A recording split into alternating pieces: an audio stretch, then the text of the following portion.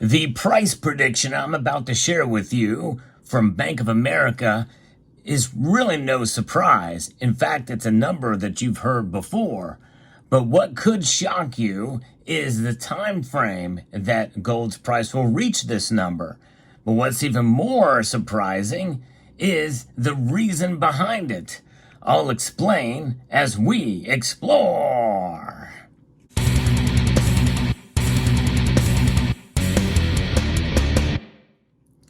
In this day and age, we've grown numb to numbers. In fact, I did a video fairly recently where I shared too many numbers. So I'm going to try to forego some of that here, but there's one number that I'm going to share with you that is not going to be a surprise based off of this analysis from Bank of America. Now, you may be saying, why are you listening to what Bank of America has to say? Well, many of these banks, these big banks, which most of us consider to be the enemy, because they're obviously tied to the Federal Reserve and the like, but sometimes when these big banks make these predictions, it does kind of raise the eyebrows a bit, especially with Bank of America. A lot of these big banks, it's in their best interest to keep gold prices down, because they want to continue to perpetuate the fiat dollar system that we have in place, because it allows them more control. Because what is this about? Well, it's about the loss of value of this, and that means that the more likely this is going to go up, or to its value to be realized with price increases. And gold has reached an all-time high in nominal dollars, still has a ways to go until it reaches its all-time high adjusted for inflation. And that brings me to the number that they want to share with us. I'm going to be reporting you from a piece from Bloomberg from Money Distilled, which is a newsletter by John Stepik. It's been quite an exciting year for gold, as we know. The price of gold is up about 12.9% as of the publishing of the piece. And that's from the year to date, which far surpasses inflation by the official numbers. Of course, we know by the real numbers, the way they used to measure inflation, that's really right about right. In other words, gold is reacting and it is working as an inflation hedge. And it's been eclipsed by silver at 24%. And silver's done even better, but it's an anomaly in a sense, and for a myriad of different reasons, by the NVIDIA-fueled NASDAQ and the S&P and the Argentinian stock market. Otherwise, it's a pretty decent showing for what's essentially a metal that does not provide any other return. It's inert. It doesn't pay dividends, so it's pretty nice.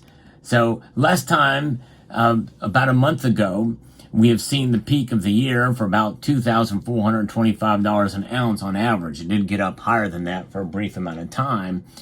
Since then, it kind of calmed down a bit. The Central Bank of China, which has been credited with the rise in gold price in recent months, has taken a breather from buying, as you've heard me report. So some analysts think it has further to go. The Bank of America, their precious metals team, put out a note that's suggesting that gold could hit $3,000 an ounce. Again, you've seen that number being thrown around a lot. So it's really not surprising. But that could happen within the next year. From the next year to year and a half, we could see this occur. This really means very little. No crystal ball. No one has that crystal ball, although I've got one made of glass. You've seen it here on this channel. So no one really knows what the price of anything will be in the future. And but forecasts, they do have their uses, and they are predicting it. A big bank is predicting it. And many people have been fairly bullish on gold in the coming year or so.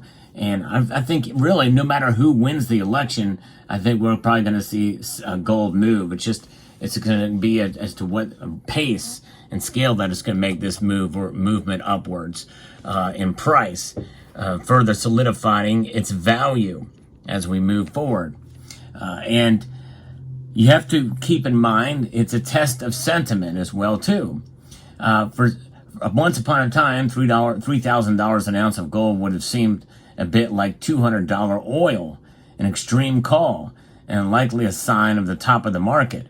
Now that $3,000 is less than 30% of way, it doesn't seem that drastic, and that is true, especially nowadays when we've seen gold really hang on to these big gains that it's been having here.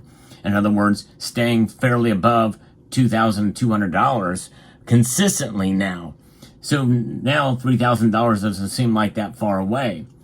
And if you can listen to arguments being made and decide whether or not you think it makes sense, but the key is that the Bank of America, which an investment is investment demand.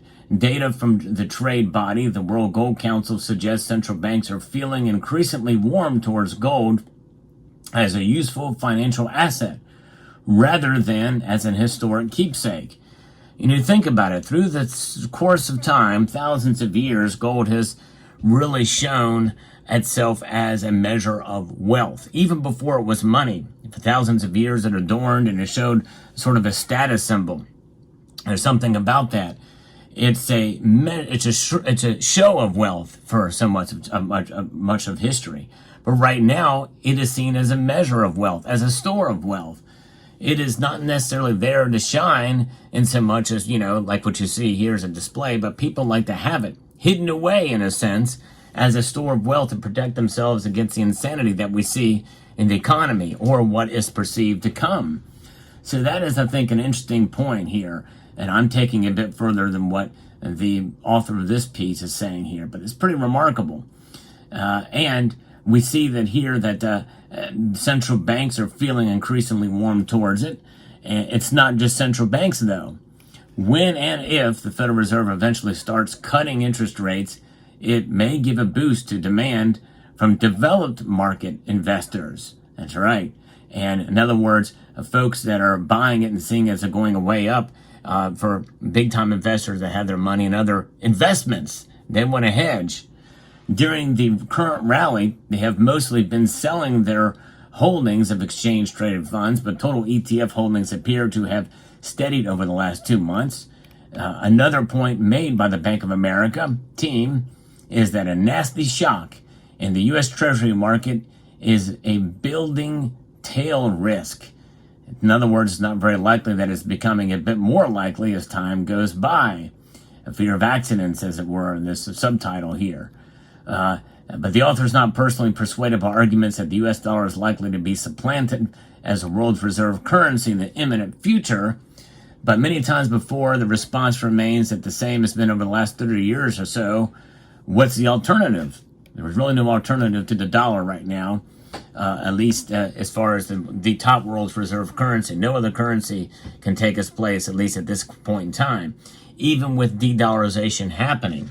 It's really just kind of a small chip away at the dollar dominance rather than, massive chunks being taken out.